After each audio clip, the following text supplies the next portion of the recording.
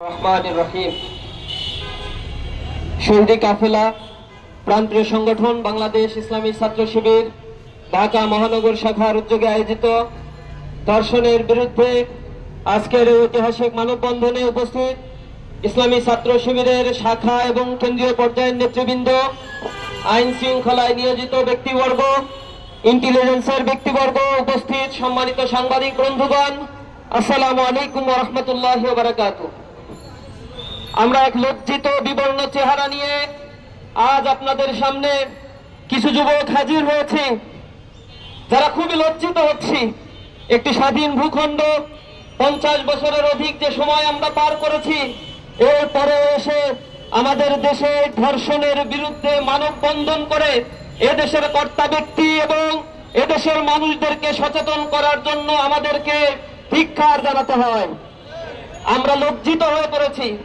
আজ যখন আসিয়ার দিকে আমরা তাকাই, তিনি বাইরের কোনো মানুষের দ্বারা ধর্ষিতা হন নাই, তার ঘরের মধ্যে ওই নারীর জন্য নিরাপদ অবস্থান তৈরি করতে সমাজ ব্যবস্থা পারে নাই। এটা আমাদের জন্য বড়ই লজ্জার, এটা আমাদের জন্য বড়ই লজ্জার একটি বিষয়। আমরা লক্ষ্য করেছি এই ধর্ষণের সংস্কৃতি বাংলাদেশে নতুন নয়। 2016 সাল থেকে 2020 সাল পর্যন্ত সরকারের হিসেব মতে এই দেশে 26,695টি ধর্ষণের মামলা রেকর্ড হয়েছে।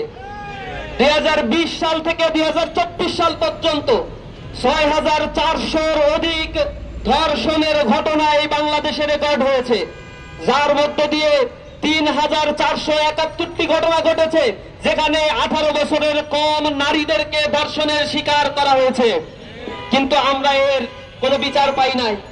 গত ফেব্রুয়ারি মাসের ঘটনা, শুধুমাত্র গত মাসের ফেব্রুয়ারি মাসে 72 শিশু এবং 117টি নারী ধর্ষণের ঘটনা সহ 189টি নারী নির্যাতনের ঘটনা এই স্বাধীন ভূখণ্ডে পত্রপত্রিকার মাধ্যমে আমরা জানতে পেরেছি। সুতরাং ধর্ষণের এই ঘটনা নিত্য নৈমিত্তিক একটা ব্যাপারে পরিণত হয়েছে এই বাংলাদেশে। এটি একটা ট্রেডিশন, একটি কালচারে পরিণত হয়েছে।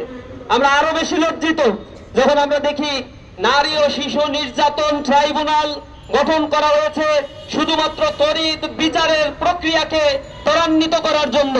কিন্তু আমরা লক্ষ্য করেছি নারী ও শিশু নির্যাতন এই ট্রাইব্যুনালে প্রতি 5 বছরে এভারেজে 30,000 বা 32,000 মামলা এখানে দায়ের করা হয়। কিন্তু দীর্ঘসূত্রিতার কারণে এখান থেকে মাত্র 4 থেকে 5% মামলার বিচার কার্য আমরা দেখতে পাই। বাদ বাকি 95% কেসের ক্ষেত্রেই এই ধর্ষক লম্পট চরিত্রহীন মানুষগুলো তারা বিচারহীনতার কারণে তারা জামিন নিয়ে আমাদের সমাজেই বসবাস করছে এবং একের পর এক ধর্ষণের ঘটনা ঘটিয়ে তারা গর্ব সহকারে কোনো না কোনো রাজনৈতিক আশ্রয় নিয়ে তারা এ সমাজে বীর তর্পে অবস্থান করে। আমরা হীন কালচারের পরিবর্তনের জন্য তীব্র আন্দোলন গড়ে তুলব ইনশাআল্লাহ।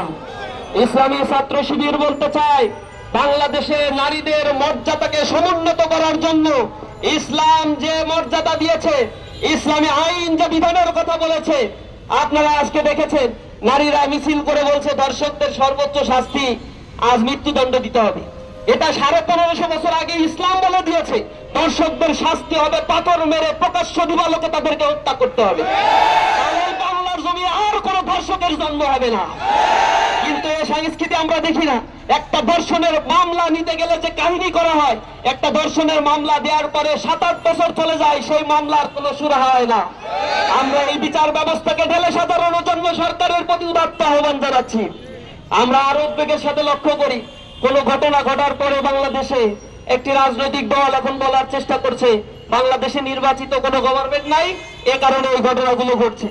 আমরা আরো লজ্জিত, এদেশে সেই জুলাই বিপ্লব পরবর্তী যে জাতীয় ঐক্যমত গড়ে ওঠার কথা ছিল, এই ঐক্যমত গড়ে উঠলে এই জাতীয় ধর্ষণ, ছিনতাই, লুটেরাজদের কোন স্থান এই বাংলাদেশে হতো না। কিন্তু আমরা সেই জাতীয় ঐক্যমতের বিপরীতে গিয়ে শুধুমাত্র যে কোনো ঘটনা ঘটলেই শুধুমাত্র নির্বাচনী একমাত্র সমাধানের দিকে একটি বৃহৎ রাজনৈতিক দল যে বুলিয়া উড়াচ্ছেন, আমরা তো দেখতে পাচ্ছি তাদের কিছু কর্মীর মাধ্যমে এই ধর্ষণের ঘটনা, লুটতরাজের ঘটনাগুলো ঘটছে। আমরা স্পষ্টভাবে বলতে চাই, এদেশের মানুষকে নারীদের সার্বভৌমত্ব, নারীদের যে সতীত্বের নিরাপত্তা, এই বিধানের ক্ষেত্রে যদি ঐক্যমত পোষণ করতে না পারেন, এই বাংলাদেশের রাজনীতিতেও আপনাদেরকে মাইনাস করা হবে। জনগণ আপনাদেরকে সমর্থন দিবে না। জনগণের পালস বোঝার চেষ্টা করে, জনগণের নিরাপত্তার জন্য রাজনীতিবিদরা ঐক্যমতে আসার চেষ্টা করেন। আমরা তরুণ সমাজ এই দৃশ্যই এই বাংলাদেশে দেখতে চাই। এদেশে কোনো হত্যা, খুন, গুম, কোন ধর্ষণের সংস্কৃতি এই যুব সমাজ, এই তরুণ প্রজন্ম আর দেখতে চায় না।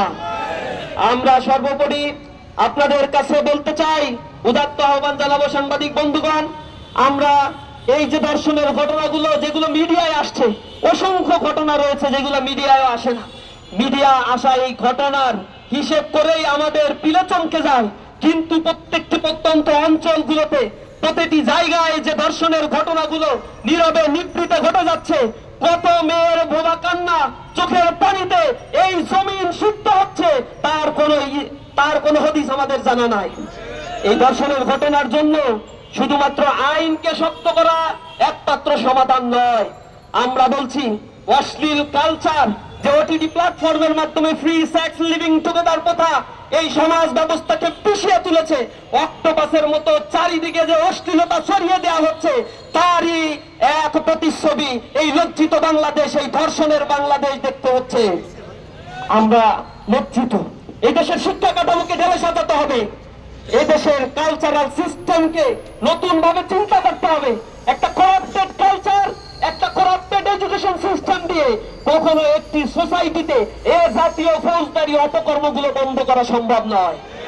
আমরা দেখেছি ইসলামিক যে দেশগুলো রয়েছে, মুসলিম কান্ট্রিগুলো আপনারা লক্ষ্য করবেন, ধর্ষণের পরিমাণ নেগেটিভে রয়েছে, জিরো। সেখানে ধর্ষণের কেস খুবই রেয়ার। কিন্তু পশ্চিমা যে কালচার, যে সংস্কৃতি রয়েছে, অথবা আমাদের মতো এই প্রাচ্যের কালচারের এই দেশগুলোতে ধর্ষণের ঊর্ধ্বমুখী অবস্থান আপনারা দেখতে পাবেন। ইউরোপ আমেরিকার কালচারের দিকে আমরা তাকালে দেখতে পাই, সেখানে ফ্রি সেক্স লিভিং টুগেদার প্রথা চালু হওয়ার কারণে 50%, 60% সন্তান জন্মগ্রহণ করে, but they don't know who is their father. তাদের বাবার পরিচয় তারা জানে না, পুত্রী পরিচয়হীন সন্তানের সেখানে জন্ম হচ্ছে। সিঙ্গেল মাদার কনসেপ্ট তারা ডেভেলপ করছে।